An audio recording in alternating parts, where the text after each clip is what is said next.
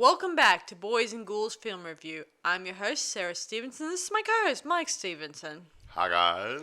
And tonight we are reviewing that sequel to Buried Alive called Buried Alive. Buried Alive 2. Not also 2.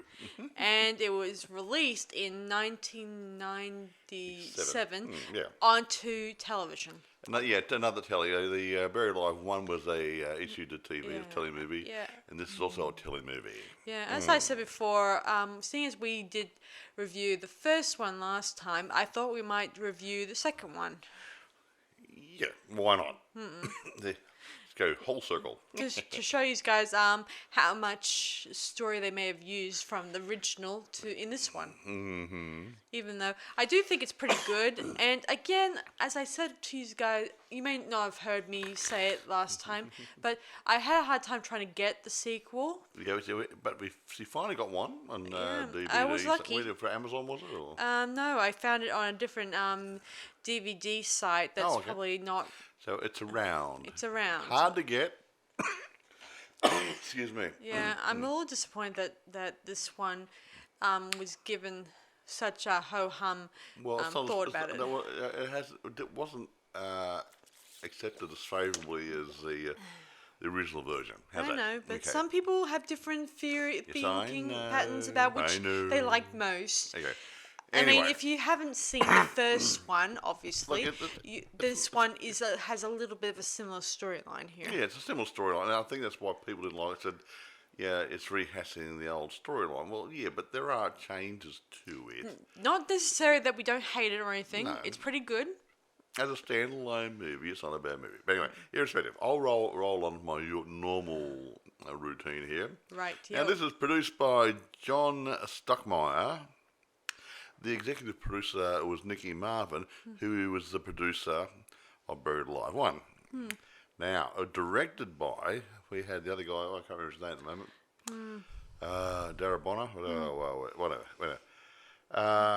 Tim Matheson, who was the star of the first one, the first movie, is the director in this movie, and he does we would call it a cameo a bit. A cameo or a supportive character. A supportive character. He plays a very. He's playing his old part in the first one, and where he tries to prevent something that might happen again, over again, repeating history. Yeah, trying to save his niece from going through. No, not niece. His friend Sam's niece. Oh, sorry, my mistake. Sam's niece. Yes. Okay. See, his friend Sam passed away in this one. That's right. And he left his niece with a good income of money from some stocks and bonds and stuff like that. Something like that. And her husband wants to kill her off so he can get the stocks. And why not? So he could buy a boat. Mm-hmm. A very expensive boat, if you get my meaning. And to go cruising, leave that little one-horse town and go to parts unknown. Anyway, as I said before, the background is similar to the original movie, but a bit of role reversal. Instead of the wife trying to kill the husband, it's the husband trying to kill the wife. But the actual end part, Buried Alive, but the climax is totally different, which is quite good, actually. Yeah, that's what I like about this one. And to me, it spells out poetic justice. Oh, very poetic. Mm-hmm. Anyway, look, we have a lady called Ali Sheedy playing Laura Riskin. She's the nice lady in the movie. Yeah, she's really nice. Excuse me. She's like the girl next door in this movie. Yes. Mm-hmm. Go on. Stephen Caffrey plays Randy Riskin, her husband, and he is Randy. He's jumping the bones of this blonde barmaid. No. Tracey Needham plays Roxanne, the other woman. And the little woman. Well, the barmaid lady who he's flirting with and playing mummies and daddies with. Yeah, playing footsie under the table. Well, he had more than his foot on it. Anyway, irrespective, Tim Matheson comes back as Clint Goodman, but he's also using an alias Michael Haddon. Yeah, I mean, he can't go back to his old town or his old family and friends to tell them, "Hey, I'm alive," because I'm alive and well. he would be also going to jail for a long time for murdering his spouse and her lover. Something along those lines. Anyway, moving right along. Excuse me. I've had this cough about a year now. I can't get rid of it, and it's not the coronavirus, guys. I Yes. can't get rid of it. Just can't shake it. Before I just try to go through notes here. Yeah. Okay, I think Sarah can probably go storytelling now. Okay, so the story begins where Sam, the good sheriff, dies, sadly. Yeah. Yeah, and everyone attends the funeral, even his niece. Her husband is there, who is less than thrilled being there because he never had a good relationship with Sam. Yeah. And Well, and among the guests in the distance, we see none other than Clint, aka Michael Hayden, standing off in the distance, wishing his friend a saying solemn goodbye to him. farewell Yeah, at the funeral, in his as way. one would. Yeah. Of course, Laura, the niece, she recognized him right off because, well, She thought she recognised him, considering he's supposed to be stuck in a box 10 years ago. yes. She then gets a call from Sam's solicitor, who tells her, "Guess what? Sam has these stocks that he's unaware of that are worth millions and millions and trillions of dollars." Or how much was it again, Mike? No, she was left $250,000. Yeah, and Sam, who is thrilled about this, says he wants to take that money and put it into a boat. Sam, his name is Randy. Not Sam, Randy. Sorry, Sam's a dead guy. Sorry, guys. So Randy, her husband, wants to take the money and spend it on a boat. Big one to go cruising. But Laura wants to spend it on a family because Randy says to her the usual, toffle about, "Oh, we can't afford children because we can't, and now Blah, blah, blah. how they have all this money, they could probably have free He children." really isn't happy living in a one-horse little country town. Yeah. Sort of thing, Yeah. Meanwhile, while Laura is trying to find out more about Clint being alive and well, Randy is off cavorting with Roxanne, a barmaid he knew at a bar. A beautiful blonde. She ain't bad. And they want to make plans of ditching Laura and Randy take the money and take run. the money and run. Ah. And this is where, during one of the bar scenes, he hears from one of sort of probably, I don't know, someone we don't know, mentions how Clint, who didn't die, kind of came back to life and killed his wife and her lover, and how the doctor guy used poison from a blowfish to kill him. I think it's a blowfish or something. Some sort of oriental fish or something. Oriental fish. The Had special. a little poison sac in it. Yeah. Yes. And this gives Randy the idea to do the same thing to Laura in this case. Meanwhile, while this is all happening, she finally meets up with Clint, who's living in isolation, he doesn't have his dog with him, which is kind of weird. Yeah, I'm going to talk about this later. Yeah, somehow his dog recognizes him and runs towards him in a nice, happy state, like he hasn't seen his owner for years. Daddy. Even though in the first movie, we distinctly remember him taking the dog with him. I'll address this now. Okay. At the end of the first movie, Clint drives off to the sunset, his old ute and his dog with him in the passenger seat, to going to parts unknown. Yes. Now, this is 10 years ago, mind you. The dog was not a puppy. It was a big solid dog, a Rottweiler, we think, whatever. Anyway, big dog, nice, beautiful creature. Yeah. Anyway, it was Clint's companion. Only companion. Yeah. Well, then he comes back here, and part of the deal with the will, with this young lady, what's her name again? Laura. Laura, getting her money from the estate to get the 250,000 plus the dog that obviously had been in Sam's care. But the dog would have been something like 15 to 20 years old now, and sitting in a bloody wheelchair or walking around with walking sticks, or dead. But then again, I read somewhere that how can a dog be in two I read places at somewhere once? that dogs can live up to but you're missing the 10 point. or 15 years. He went some off with dogs. Clint, and Clint didn't come back to the town until Sam passed away. And not to mention, yeah, you have a good point. So not how can the dog be here with Sam? That's a good point, because considering that Sam in the last scene of the first movie said, "Do not come back to this town." Yeah, because he'd have to arrest him for Yes. doing away with his wife and her lover. Yeah. So he took his dog. So how can this dog be in Sam's care? And like I said, he'd have to be 15 to 20 years old. This dog was only a couple of years old, nice and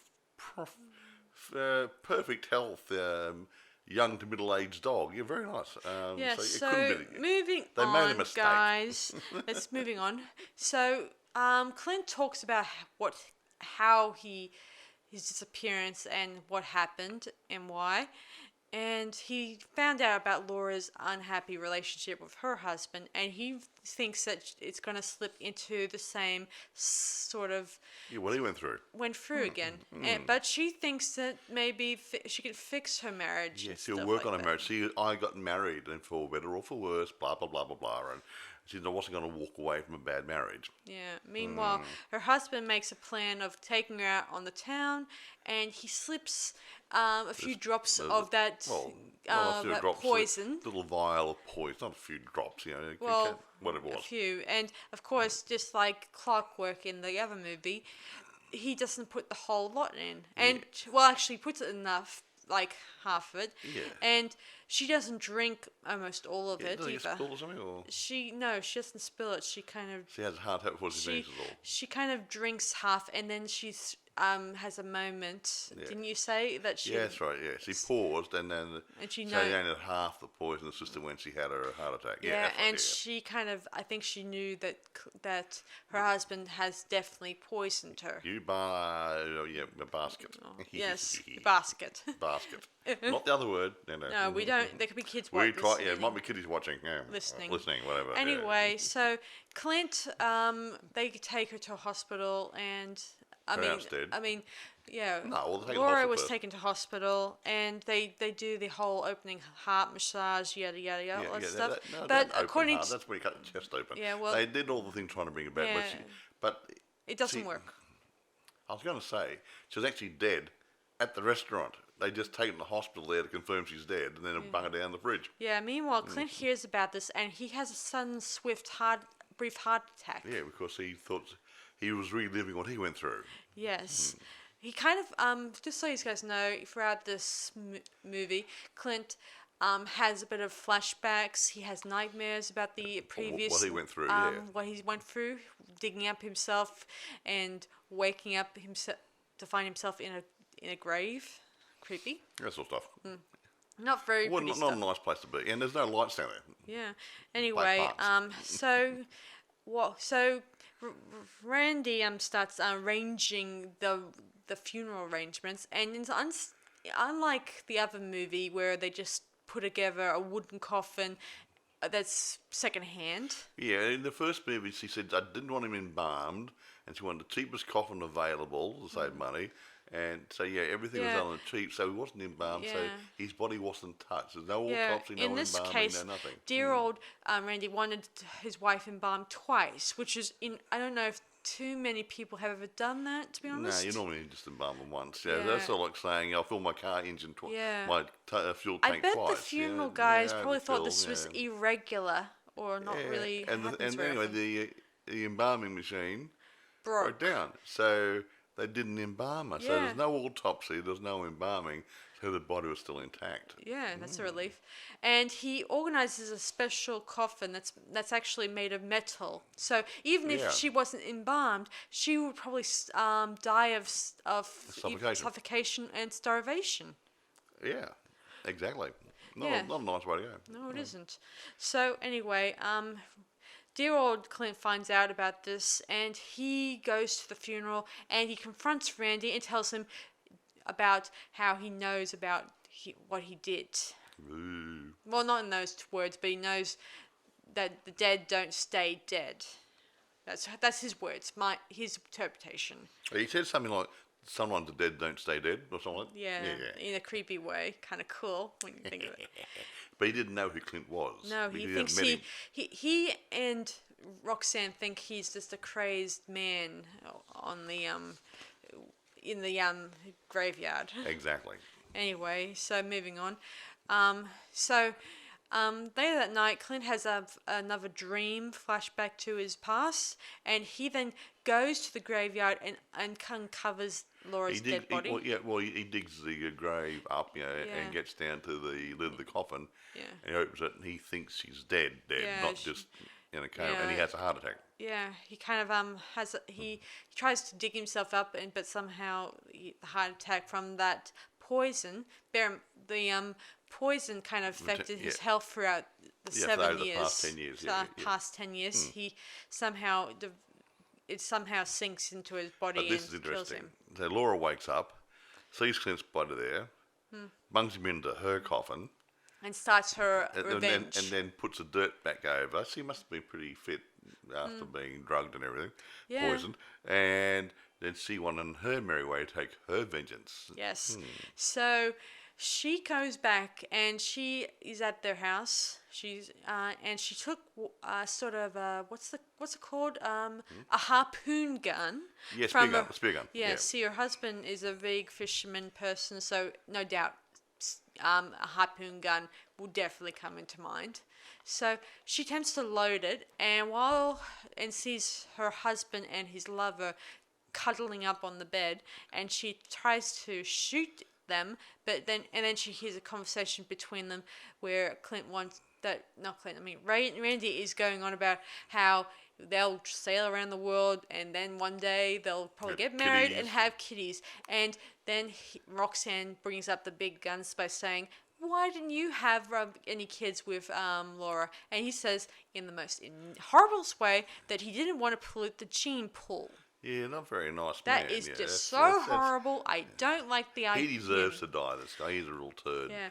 And Laura hears this, and she's breaking down, and because she now knows the truth that Randy didn't want children with her in the first place, even though he probably wanted them, but he didn't want her with her. Yeah, he even remarked that he wanted the kids to look like Roxanne.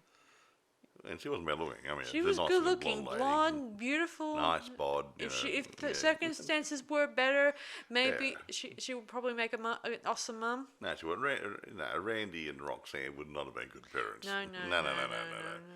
But Laura would have been a very nice mum. But anyway, she's pretty much upset, and just like clockwork from the other movie, she realizes that shooting them in with the harpoon gun is just too easy. So, moving on, while Randy and Roxanne are out, she begins to attempt her revenge by getting herself cleaned up. She takes a wedding ring off and leaves it on the bedside table, somewhere. So anyway, Yeah. So and Randy sees it later on. Yeah, and she wears some of his old clothes. I think all her clothes were probably removed or discarded. I don't know. I think because I just think she's wearing men's clothes in this, and they're... Well, she has work to do. What do you we put a little flirt skirt on, long boots, nice little skimpy top to go and do all this. Yes. So she wants to blend in a bit into the background. So slightly.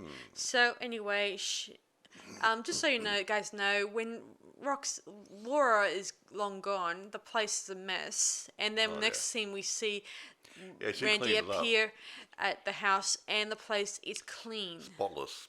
Yeah. If you were a guy, which I imagine you are, some of you guys are. Well, I'm a guy. That some people I hang out with who are guys often leave the place in a state. Yeah, they do. And it's a guy thing. It's a guy thing, obviously. Anyway, she of course cleaned it up, and it's kind of freaks dear old Randy out. He said, "Who would have cleaned up?" And Roxanne said, "Someone. Oh, one of the neighbours might have come in and cleaned Yeah, up for you." as a consent. Or, Yeah, out of being concern nice for him and stuff. And yeah, but who leaves the door open for the neighbours to come in and clean the place? I wouldn't. yeah. Who would leave the key? Yeah, exactly right. Anyway, Country town or not.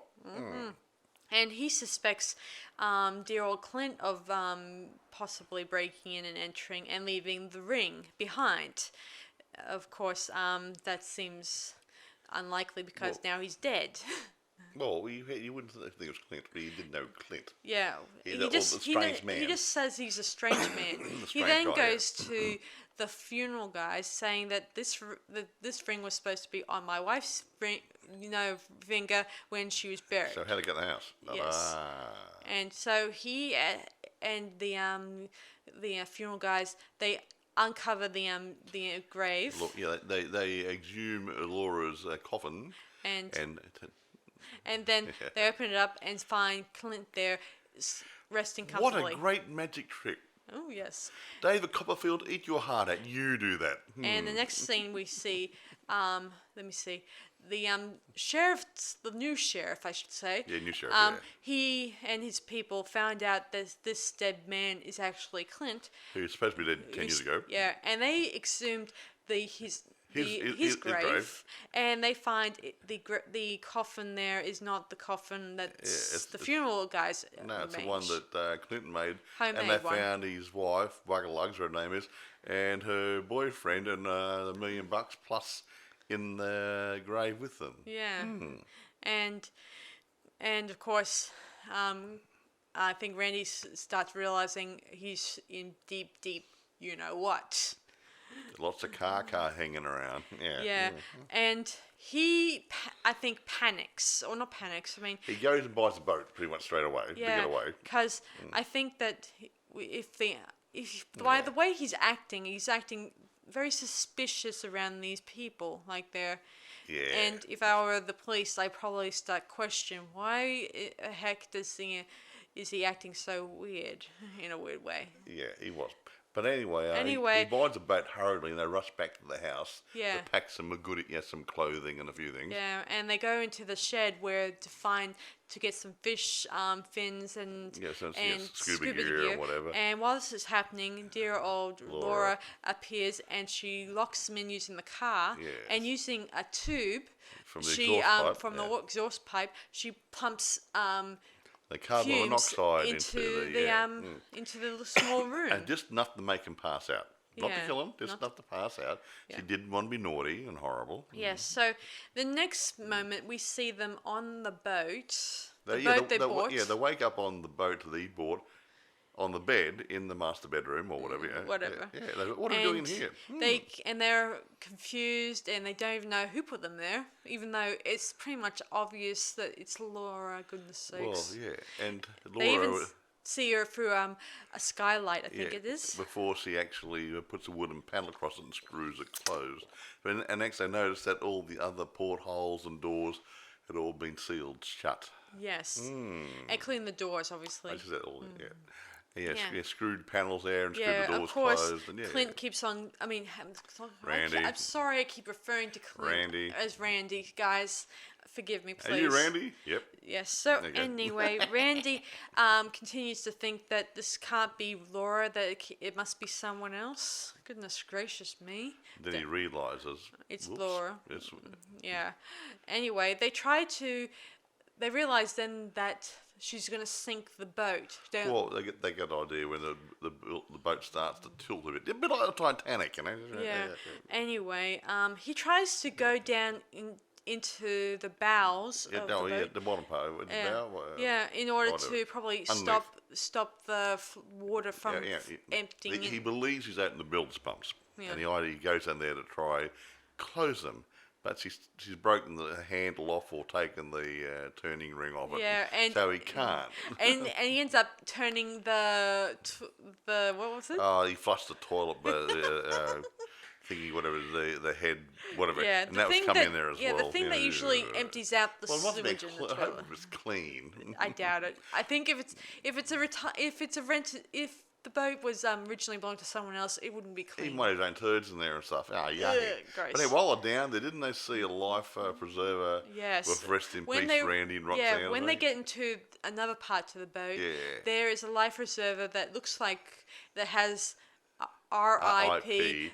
Roxanne and Randy on And it. there's some wedding clothes there. Yes, hint, hint, hunt, hunt. Yeah, well, no, I think it's okay. Well, you wanted that. There you are. You're married now. Yes, and now you are going to be living in the boat. And of course, And as the Randy boat slowly hears sinks. Laura speaking, and she says, "Why, Randy? I loved you," all that stuff. And He didn't answer, did he? no, and she then blocks it up, and The last panel.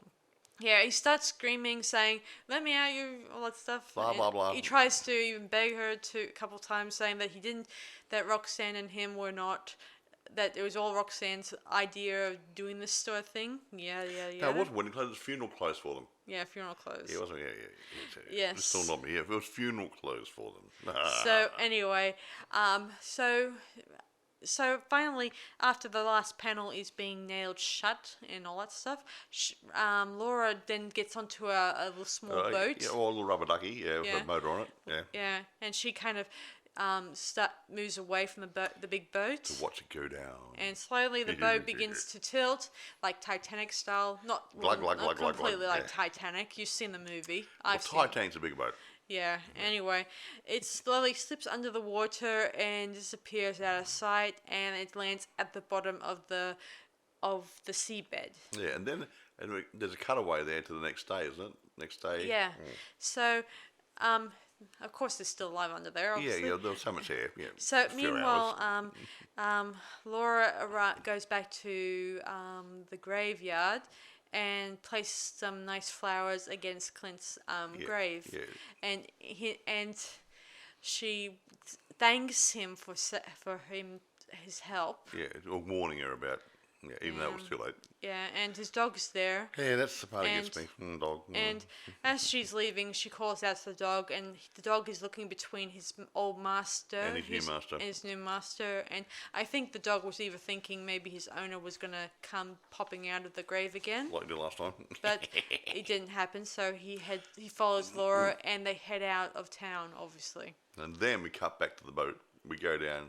Yeah. The camera gradually goes down under the water, and we find a porthole for window on it, and you see him screaming and everything down there. They're still alive, but yeah, what a way to go! Not for much longer, folks. Yeah, I mean, I keep wondering whether or not they'll die of an air, the air gets stale. The oxygen gets depleted, and you get carbon dioxide, and they gradually pass out and die. Or even if they're in an air pocket, I just said that. Pockets. Yeah.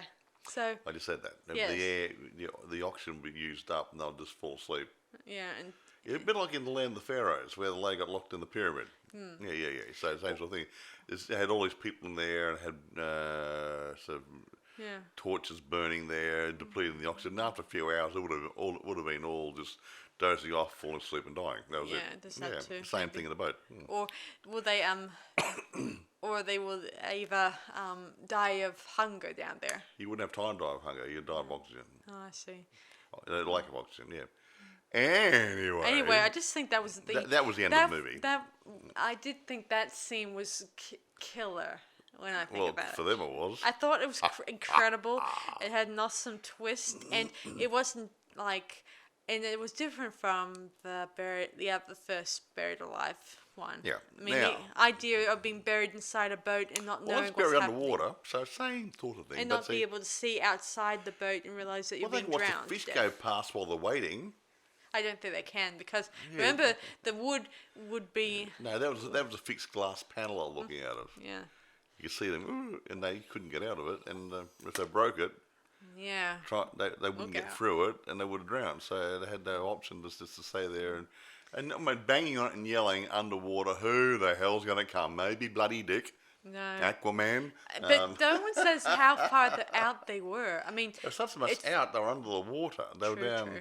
It may not 20 or 30 metres down or something. It wasn't too far down. I think, say, this much. It wasn't that. They were down a bit. They might have been down about 20 metres, or maybe a bit more, 30 metres. It wasn't a big one. They didn't drop off the continental shelf. They were just in reasonably deep water so no one will see the boat. Yeah. Except for a few scuba divers who might notice. Oh, we're going to dive in this wreck. Okay, whoops. Whoops. I gotta admit, though, it's a bit interesting that no one... unlike in the other movie where Sam suspected something, but in this one, the whole thing became the secret was safe. All that stuff. Anyway. Like, no one knew that what Laura did, and no one will care less about Randy and Roxanne. Everyone thought that Randy and Roxanne just buggered off on the boat. Remember, he bought the boat, so I'm leaving, getting out of the town, blah, blah, and they disappeared, so no one's looking for them. Yeah, I wonder if the town is aware of what Clint did and all that. Do you think that they were aware of what Roxanne and Randy did? They might have their suspicions, but if no one really liked Randy that much and Roxanne was with a tart, I don't think anyone would care less what happened. And then they said they're going to get the boat and disappear. Yeah. And they told people they were leaving. He told the guy he bought the boat from. He wanted to buy it right now. He wanted to get out of there because of, blah, blah, blah. So if they took the guy he bought the boat from, he said, oh, no, he says he's in a hurry to get out of here. Yeah. So why go looking for somebody who doesn't want to be found? Yeah, I mean, practically, unlike the other movie where they try to plan it out carefully, the murderers. In this one, Randy and Roxanne, they kind of panicked, and that's one thing I noticed in the movie. And I don't want to take anything away from the actors or the director, but I think their acting in that part when they're locked in the boat wasn't as good as the acting at the beginning of the movie. It was getting a little bit more rough. You know what I mean? Yeah, I get it. They weren't.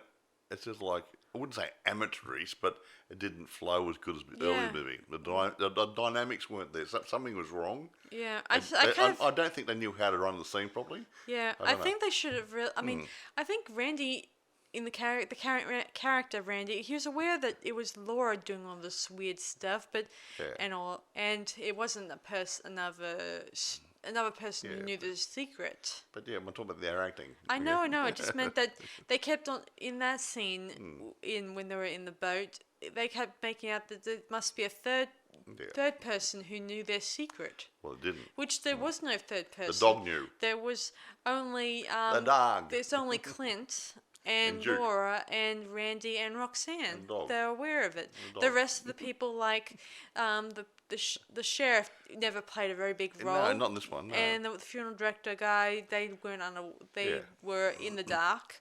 Everyone else was just co-star characters who didn't give a damn or didn't even knew what was going on. Exactly. So I'm not knocking anybody. I'm not knocking the director or anybody, Tim. But it's something, that last bit, even though it was interesting, there's something about the dynamics of those scenes in the boat didn't work properly. I agree. I mean, I would have loved it better if they did a little bit more. They knew that it was Laura doing all this stuff and all that. But I must admit that, this is a telly movie. I know. I'm comparing it to an A movie, which goes to the theatre, so I'm not saying that the product should be inferior, but maybe it's... But I gotta admit, and I don't know what the budget was for it. Yeah, unlike the other comment, you said about one of the reviewers in the last one said that the story was so basic in the and first predictable. One. Crikey, For that one, it kind of surprised me in the first one. The first one, it's like... It's sort of like Sleeping with the Enemy and those sorts of movies. Okay, bad relationship. It's going ahead. Someone's going to get killed or beaten up or something or other. Blah blah blah blah blah. All that sort of stuff. They're all predictable. There's only so many storylines and plots you can actually devise, and it's a fresh take. And the fresh take in the first movie was the way he disposed of them. Exactly, I liked it. The poisoning with the tropical fish. The climax where the way he got rid of them, made them maze in the house, put them in a coffin he made and then buried them alive, that sort of stuff. Yeah. I did think that the only thing that was interesting that made this movie interesting was the fact that Laura came up with the idea of, instead of just burying them inside a coffin and leaving them but she decided to bury them on the boat. In his beloved boat. The boat that he kept on begging to buy. Even though Yeah, I want to get away from this country town, blah, blah, blah, blah, blah. Yeah, let's go and sailing around the Caribbean. He didn't even want to take her with him. He wanted to take Roxanne. What a lying scoundrel. Yeah. Yeah. I do feel sorry for Laura. Yeah, no, she's And I nice do lady. keep wondering whether or not, since she also drank the poison, does that mean she's going to also develop the same symptoms as Clint did? Depending how much he had. And how strong a body is to fight off the poison. But Because- yeah, probably in the 10, Yeah, 15 years. Because it mentioned yeah, in this yeah. plot that her family has either a history of heart problems. Yeah, but that's why they didn't do an autopsy on her. Because, there's history of heart disease in the family, Well- so they didn't do an autopsy. Well, I'm not sure if it's a history No, or no, it's they just said that- Randy's no. prognosis about it. No. The coroner would have been told by the doctors that had nothing to do with the husband. They would have said there's history of heart disease in the family. She's had a heart attack. No need for an autopsy. That's it. No suspicious circumstances. Yeah.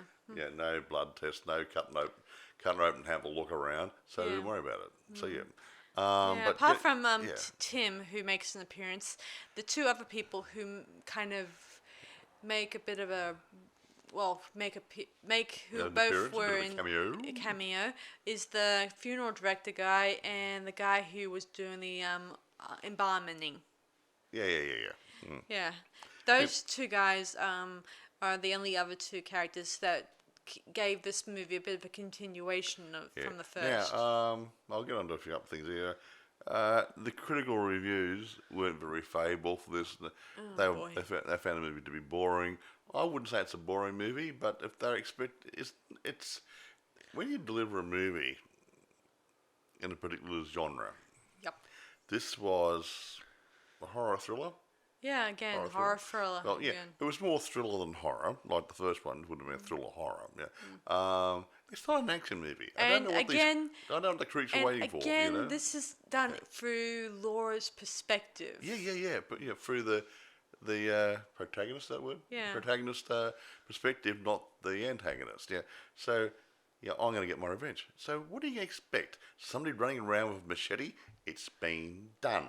Yeah, and Jason Voorhees did it quite nicely. And using a harpoon gun is not the... Yeah, and she was going to, but she decided not. But didn't she shoot at the picture? No. Yeah, she shot at the wedding photo. At a sort of a photo of her husband holding a large fish. Yeah, that's right, and yeah. she just shot it. It's amazing he didn't notice that. Or maybe I would have noticed that. Me too. Whoops. I would have thought, whoops. Someone's being played my spear gun. Yeah. Yeah. But anyway, yeah. So it's not something you could just clear up and clean up the photo and just. Yeah, well, I was saying with the critical reception, it's a lot of thrillers are dramas. They're not action movies. They're not comedies. It's a drama with a thriller leaning in it. Say, ooh, what's happening next? What's happening next? Ooh, I didn't see that coming. That sort of stuff. It's not. There's no jump scares. It's not a slasher movie. So I don't know what these critics are wanting in the movie when they evaluate it. So I don't know. Another case of I don't like what the critics say. They're no better than trolls. Do not mention trolls again, okay? I know. It's just I'm not finished. I just don't understand why what they're expecting. And it was a most telly of the time. movie. I mean, I'm not taking away from it being a telly movie. There are a lot of good TV movies out there. Yeah, there's a lot of good telly movies out there. Yeah. It's just a matter of trying to find But really we don't good know what ones. the budget was to work with. We don't know too much about it. So if they got budget constraints, other things that work for, blah blah blah blah. It's not going to be an A movie like Star Wars or. Yeah, you can't always have a A movie like that. They're You gonna know, spend- on television. They're going to spend $30, $40, $50 million on a telly movie. So there's going to be some limitations. That's right. That's the way I look at it. But anyway, irrespective, good movie could have been better. Agreed. Okay, that's all. But I mean, look, you're not taking away from Tim's directorship or the actors or anything, but it was a little bit lacking in some parts. That's probably why it hasn't. It's harder to get than the original movie. Yeah, I mean, it took Now, me do you want to watch it it? took me a long time trying to find the right Track it down, And as much as I wanted to review the first one, I also wanted to review this one because, to make it you guys feel a little bit more even. We'll complete it. Complete did we do Alligator last year? Yeah, we did. Yeah, same sort of thing. Alligator 1 was a better movie than Alligator 2, I think. But it was just like trying to continue it to make a bit more money out of the alligator. Yeah, as I said before, if I just reviewed one movie, like just the first Buried Alive movie, you guys will be at me and asking me why haven't I reviewed the second movie? You're exactly right. Yeah. And what kind of reviewer will I be if I didn't do that? Now, if we did all of Jason Voorhees movies, I think there's 10 of them or something, right? We wouldn't actually go through 10 of them. We'd do the first one, maybe Jason 10, and that sort of stuff. You know, we do some, and just generally talk about the other movies. Yes. But you can't do all. But when you got just a couple, we did all the Alien movies, didn't we? Yeah, we did. All of them, yeah, because there's only, 5, wasn't it? 5? Yeah, about 4. Four. Yeah, so it was good. And a few spin-offs here and there. Yeah, whatever. So yeah, or reboots. But yeah, we try to do a broad spectrum sort of thing. Yeah, if there's a movie and a sequel's worth reviewing for one reason or another, yeah, we'll do a review. Why not? Yeah. Yeah, I want to make you guys happy that we reviewed not just our favorite movie, but the sequel too. One day we're going to try to review a really crappy movie and try to find redeeming qualities in it. Hey, don't knock it, Mike. Remember, this movie was considered crappy to the reviewers here. So technically, we have reviewed considered crummy movie. No, I mean a really crappy one. You know what I'm talking about. I know who you're talking about. I'm not going to mention anything at the moment. But some of these guys in these reviews, past reviews... I don't listen to reviewers. Would you shut up? I can't help it. Anyway, some of the past ones we've done that seem really great to our eyes were frowned upon by other reviewers. Yeah, the critics. Yeah. And you got things like, Rotten Tomatoes. That's an aggregator. Now, if you got, a good movie goes out and 10 people do a review on it, they don't like it, they're going to say it's a crappy movie. It doesn't reflect what everyone thinks about it, just reflects what 10 people think. Yeah. I think Metacritic's similar, I'm not quite sure. And then you get the people in the newspapers like Washington Post and other places. I don't know. I never read Washington Post. I see the critics in these, and they say, I don't like it, and they don't like that style of movie, so they're not going to give it a good rating. Yeah. What a drag. And I think it's totally unfair. It is. Anyway, I mean, if you're going to do a review on any movie, you keep an open mind about it. Yeah. I know I said this often enough, but guys, if you ever do reviews, keep an open mind. Yeah. Try to find one or two good things about the movie without trash talking it. And don't knock the people involved. I mean... Yeah, I've tried to tell Sarah about things like, if you're discussing something like a movie, you don't say, gee, that director was crap. No, you say, well, I don't like the way this movie was directed, because you're not attacking the individual. You sort of say, well, the directorship on the movie wasn't really good, in whatever movie it is, or the acting as a whole was a bit low-key, wasn't strong enough for the movie. You don't say, gee, the leading man, Fred Smith, wasn't real good. Yeah. You don't do that because that becomes too personal. Yeah. And we're not there to take people down. And again, guys, this type of attitude kind of flattens an actor's self-esteem. Yeah, and it's hard enough in being in the industry as it is.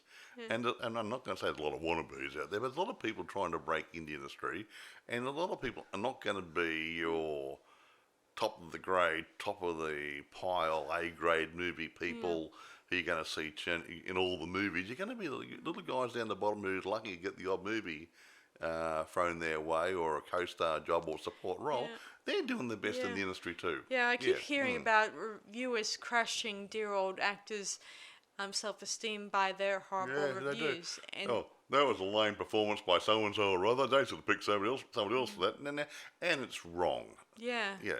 I mean, they may be bad in one movie, but they may be good in another movie. Exactly right, yeah. Like Harry Berry in Catwoman, where a lot of people have ranted and raved about the reviews on that movie, and I liked her in that movie. Yeah, Halle Berry's great. I don't read the comics of Batman often. I'm a big fan of Batman and all that stuff, but I don't let the comics get in the way of a good story. Well, you mentioned Batman. Okay, there's been several Batman.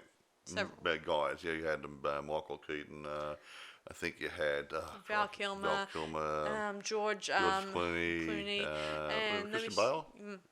Yeah. So okay, which one's the best? They're all the best.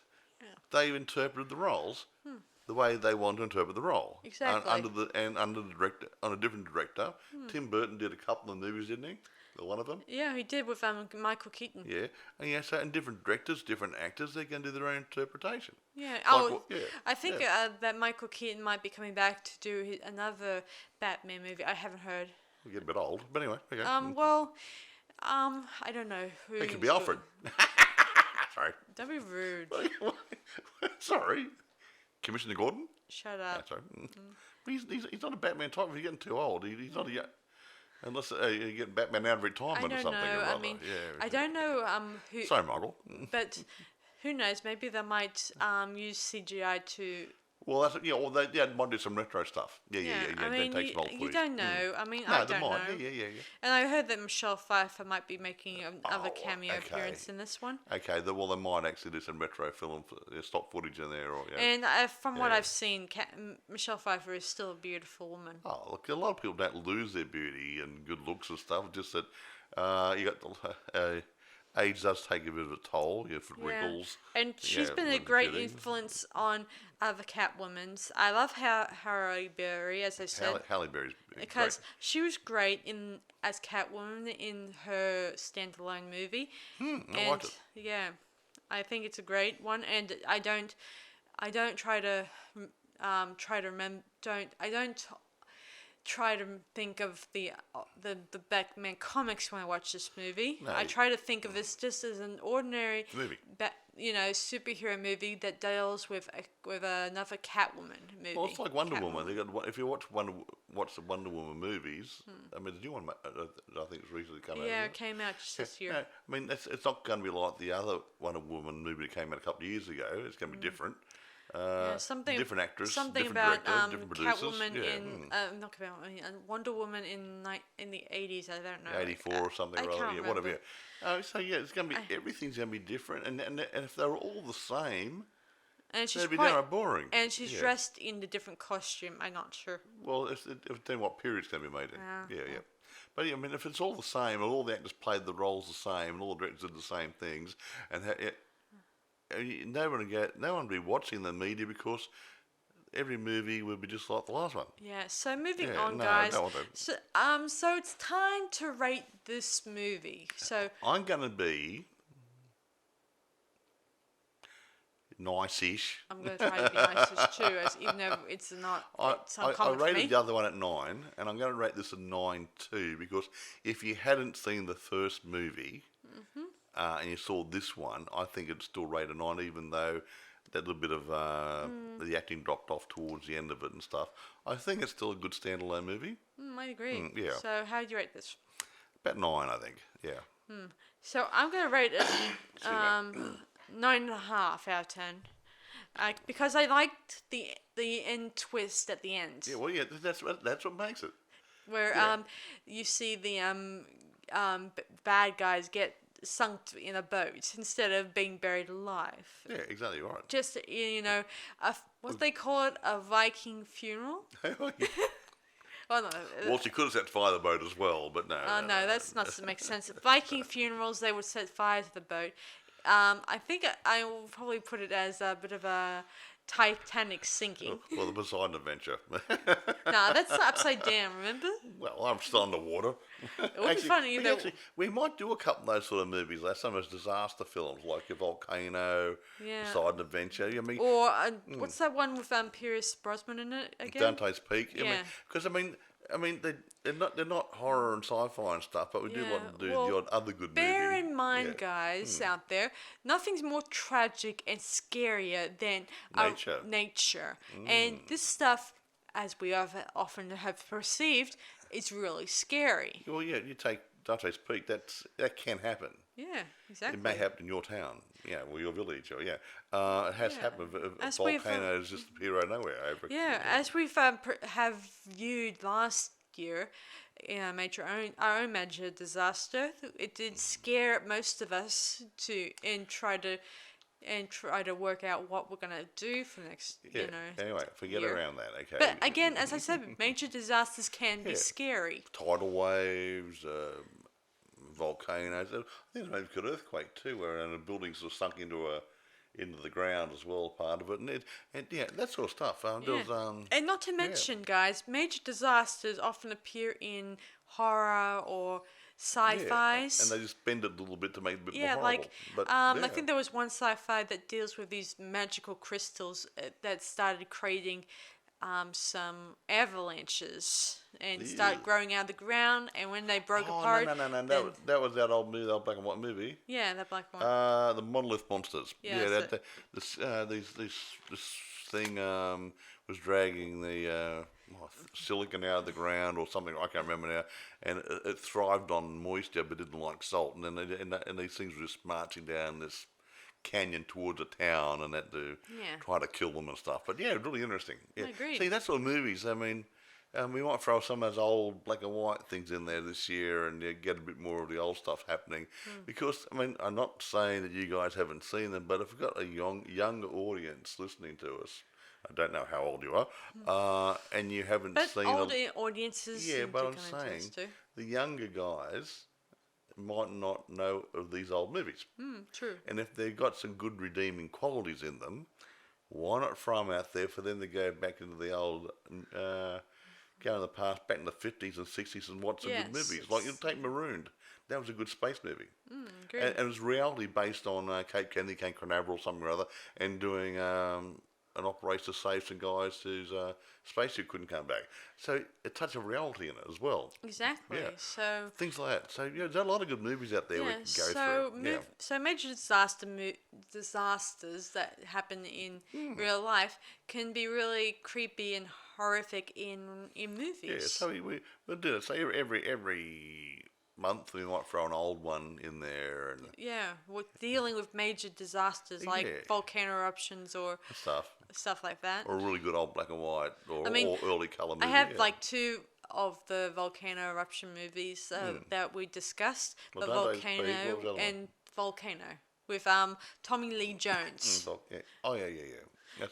They're both volcano. Yes, right. I forgot.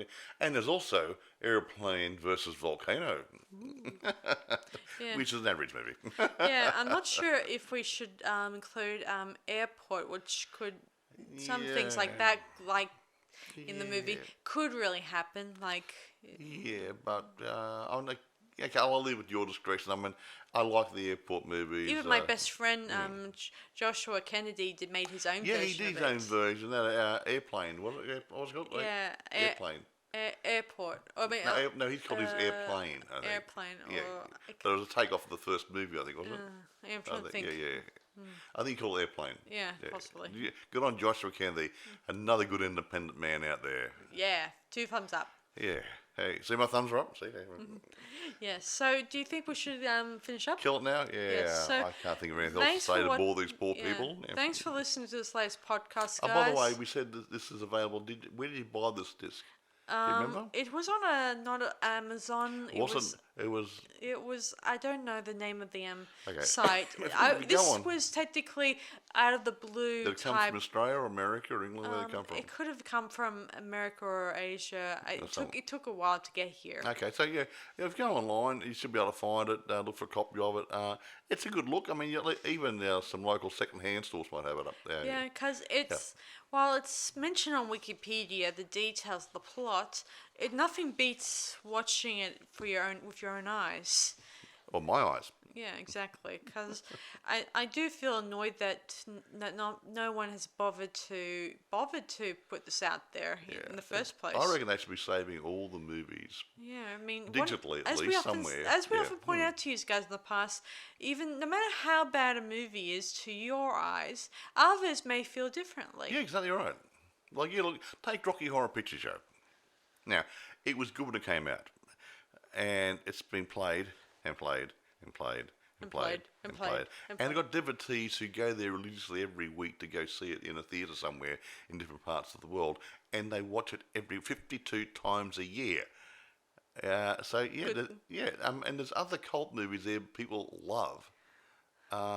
We should save these for the future. Because they always go back and say, 20 or 30 or 40, 50 years ago, this movie came out was really good. It's a good reference source. Yeah, To exactly. go back and show the new filmmakers how they're doing things back then and how they interpreted the storyline. Exactly. Yeah, whatever. Yeah, That's just my idea anyway, guys. So thanks for listening to this latest podcast, guys. This is Sarah Stephenson And Michael. saying see you guys around for next time. Bye, guys. Bye.